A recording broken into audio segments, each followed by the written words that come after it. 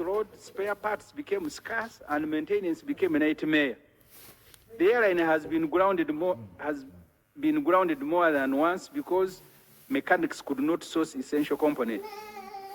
Right, Honorable Speaker and colleagues, we are now being asked to buy more aircraft before conducting due diligence on viability, maintenance, costs, routes, and long-term sustainability.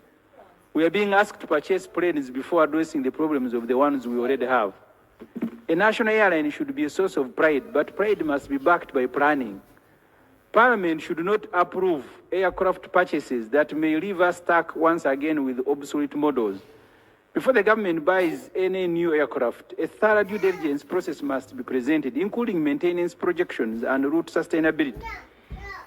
Uganda cannot afford another Bombardier disaster. Even the basic legal procedures have not been completed. There must be shareholder resolutions regarding capitalization, and these must be registered with the Register of Companies. We have a report of the COSASE which this Parliament approved. That's why I didn't include it in the report. In the report of COSASE approved here, COSASE recommended that we should be leasing instead of buying, and Parliament approved. Now it cannot be the same Parliament that approved leasing, now is saying buying. People who read Hansard will wonder which sort of Parliament was this one. Water and energy in this area.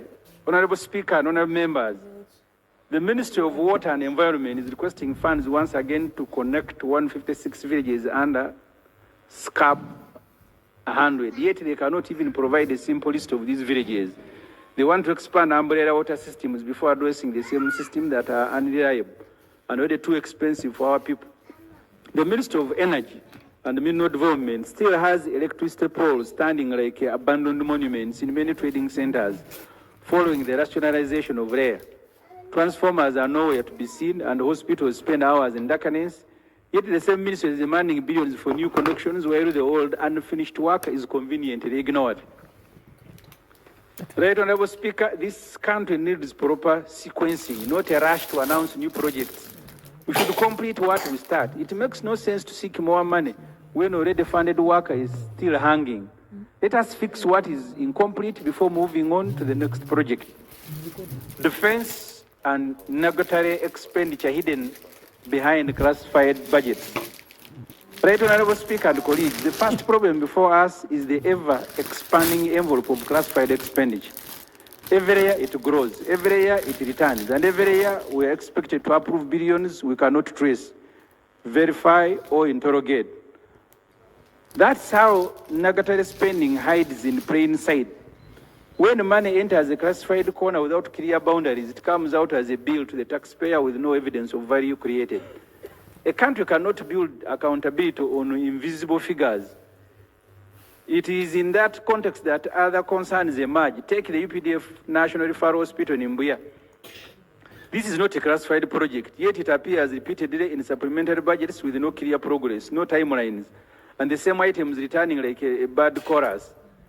Even more confusing, the National Medical Store is seeking supplementary funding to supply commodities for the same hospital, where the Minister of Defense is also requesting 10 billion to capitalize the hospital. Two different votes, one hospital and no clarity on who is actually responsible for what.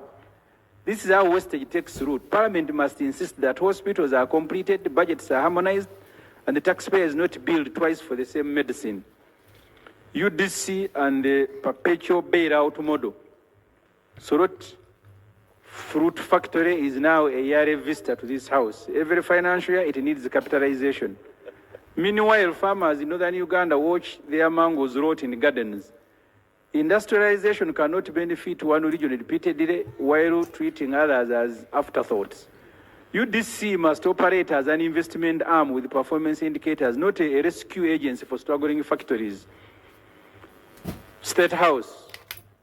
State House has spent more money under the 3% already that doesn't require prior parliamentary approval, and they are asking for more. In total, State House is requesting approval of 459 billion in supplementary.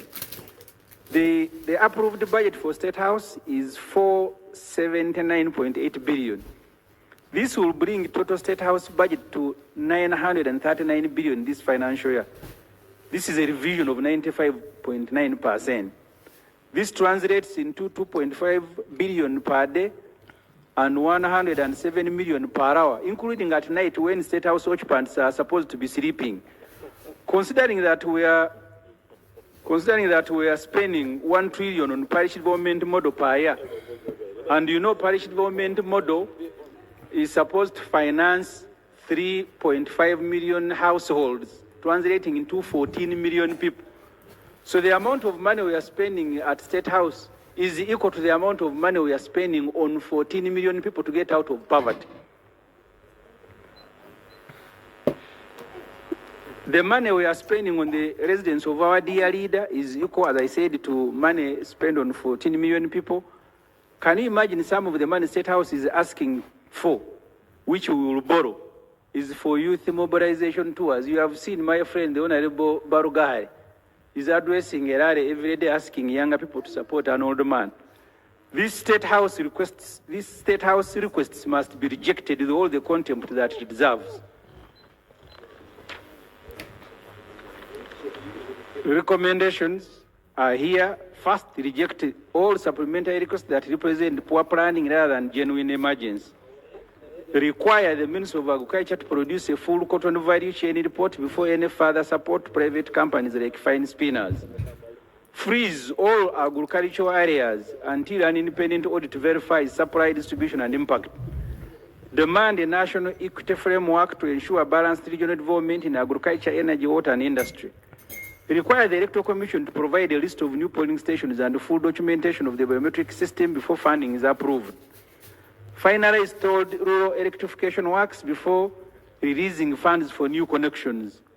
Require government to present a detailed due diligence report on Uganda Airlines aircraft purchases before approval. Demand audited performance and sustainability reports for Soroti Fruit Factory and all UDC investments.